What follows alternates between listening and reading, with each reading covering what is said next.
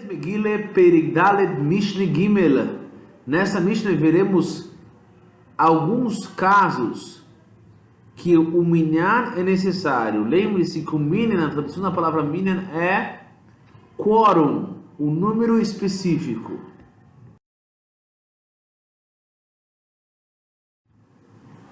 E esse número específico todo mundo conhece como 10 pessoas. No momento que a Mishnah está explicando sobre as leis de Torah e Haftorah, essa Mishnah já entra e também explicará outras ocasiões que o minyan é necessário, 10 pessoas. Veremos então 10 casos que 10 pessoas são necessárias, minyan, repito, uma quantia. Qual é a quantia mínima? 10 pessoas são necessárias para que uma mitzvah seja realizada. Primeiro caso que a Mishnah traz, Ein Porisin Es Hashma. Não se fala uma parcela do Shema. Como assim uma parcela, uma parte do Shema? Então preste atenção nesse costume que acontecia antigamente e algumas pessoas ainda fazem parecido hoje.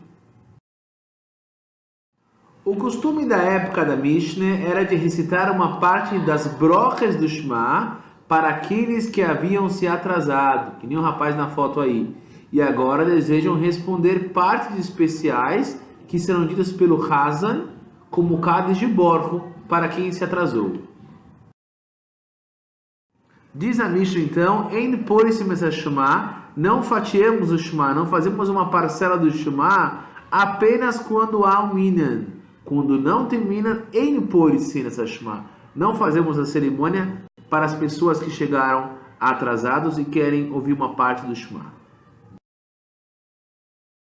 Como também, Ve'ein Oivrim Lifnei HaTeivo, e não se reza na frente da Teivo, do Ora na Kodesh, ou seja, não há um Hazan. Somente há um Hazan, somente uma cerimônia com o Hazan que repete a Midah, etc., Kaddish, etc., quando tem minyan. Por isso, quando vamos a um shul, esperamos que tenha um minyan para começar a tefilá e assim em diante. Aqui nessa imagem podemos ver um assunto importante sobre o minyan. Não precisam ser rabinos, podem ser simples sapateiros que completam o minyan. Em outras palavras, se a pessoa é um Id, é um judeu, mesmo mais simples que ele seja, pode completar o minyan. 9 rabinos aí na imagem não são iguais a 10 sapateiros simples. 10 sapateiros simples podem fazer Kaddish. 9 rabinos, não. Terceiro assunto vem, nós se me escapei, não levantamos as mãos, significa levantar as mãos para fazer Birkas Kohanim, abençoar o povo. Pode ser só um Kohen, mas tem que ter pelo menos 10 pessoas no shul na hora da tefila, não pode ser para menos de 10 pessoas. Quarto e quinto caso, Ein Kohanim Batoira, não lemos a Torah, Ein Maftirim Banov, não fazemos a Haftorah, somente com 10, menos de 10, Ein Kohanim Batoira, Ein Maftirim Banov, não fazemos nenhum dos dois. Mesmo a Haftorah, 10 pessoas, um menino é necessário. O sexto caso deve ser um pouco desconhecido para vocês, porque não é o costume que temos atualmente dessa maneira. O que significa?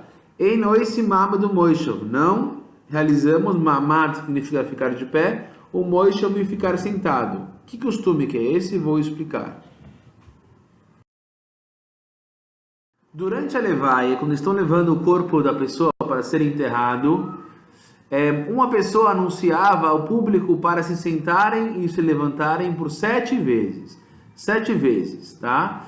Cada vez falava uma pequena frase para o falecido e depois sentavam, levantavam. O motivo que precisavam de 10 pessoas para isso é porque a pessoa que coordenava a cerimônia, ela dizia: pessoas honradas, levantem-se, sentem-se.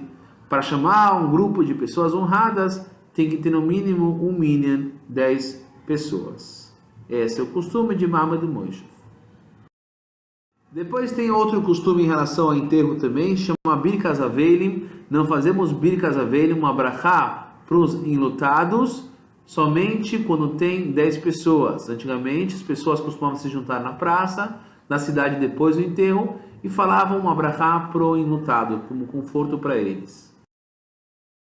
Para essa broche também, chamado Birkas Avelim, que faziam na praça da cidade após o enterro, era necessário, em honra a broche, em honra às pessoas que estavam lá, 10 pessoas, um minyan, para realizar essa broche. Oitavo caso é mais um assunto relacionado a avelut, a enterros e falecimentos. Após a cerimônia do enterro, rasgavam-se as roupas e fazem uma fila, como vocês estão vendo aí, os enlutados passam no meio. Isso é chamado Tanchumei Avelim, consolo dos enlutados. Birkas Hassonim, a broche dos noivos, mais conhecida como Sheva Broches. São as broches, as 7 broches que fazemos na Rupe, como também durante os próximos dias que os noivos comem Sheva Broches, tem que ter no mínimo 10, um mínimo. Ve'en mezamnim b'Hashem, e não fazemos zimun com o nome de Hashem. O que significa isso? Zimun é uma broche que fazemos antes de fazermos o Birkas Hamazon, quando tem 3 pessoas, já é necessário para fazer o zimun, que é aquele Raboi Saimir Vembench, no Rabotai Nevarech, Yehi, Shem, etc. Mas aqui é Zimun Beshem, com o nome de Hashem. Quando a gente fala Nevarech Elokeinu, mencionando o nome de Hashem, tem que ter no mínimo 10 pessoas. Concluindo, nem mencionamos o nome de Hashem no Zimun, para agradecer pela refeição, antes do Birkas Hamazon.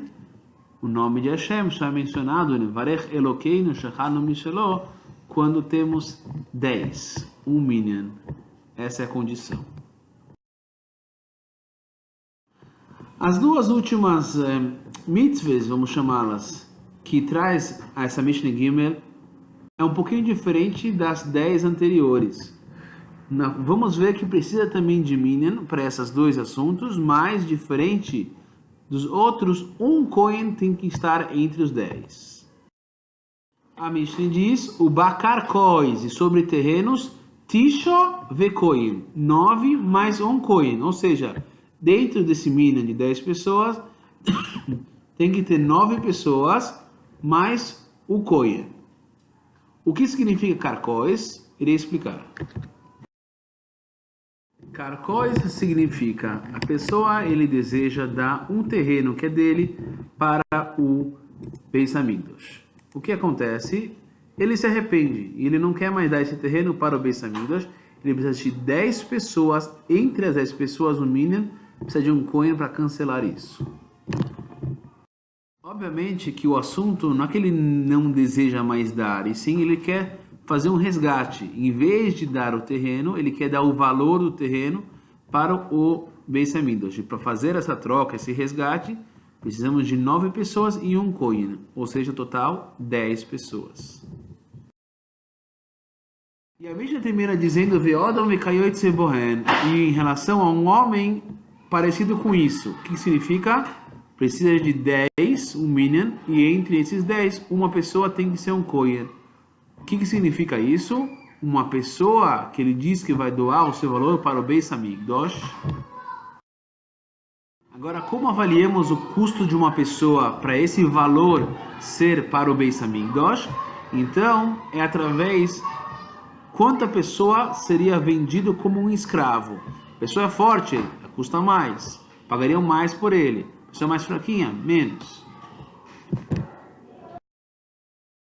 Dessa maneira, conseguimos saber o valor de uma pessoa.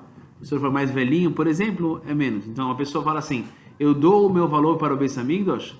Como sabemos qual é esse valor? Através quanto ele valeria se ele fosse vendido como escravo. E para isso precisa de um minyan. Durante esse anúncio, para valer o anúncio, precisa de um minyan. 10 pessoas entre as 10. Como se trata de um valor para o Beis Hamikdash, precisamos também de um Kohen entre os 10. Essa é a diferença dos dois últimos casos dos 10 anteriores. Chegamos ao final da Mishnah Gimel do Perek Dalet. Vejam se vocês entenderam algumas perguntinhas. Explica o assunto, o conceito, por em cima da Shema, fachemos do Shema. O que significa isso? Tem que saber a explicação. Quando as pessoas são necessárias para que haja um Hazan e repita a Amidah. Qual é o conceito de Nesias Kapaim? O que significa Nesias Kapaim? Levantar as mãos. Quando as pessoas são necessárias para a leitura da Torah e da Haftore, explique o que significa Mamad, o Moshav e quando era realizado, o que significa Birkas Avelim, quando era dito,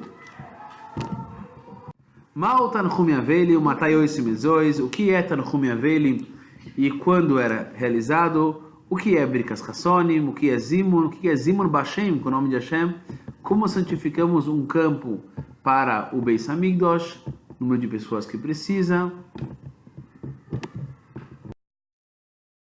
O que de especial é necessário ter entre as pessoas na hora de santificar um terreno para o Beis Hamikdash ou na hora de resgatá-lo? E por último, aquele que jurou santificar o dinheiro de alguém para o Beis Hamikdash, quantas pessoas precisam ter para santificar?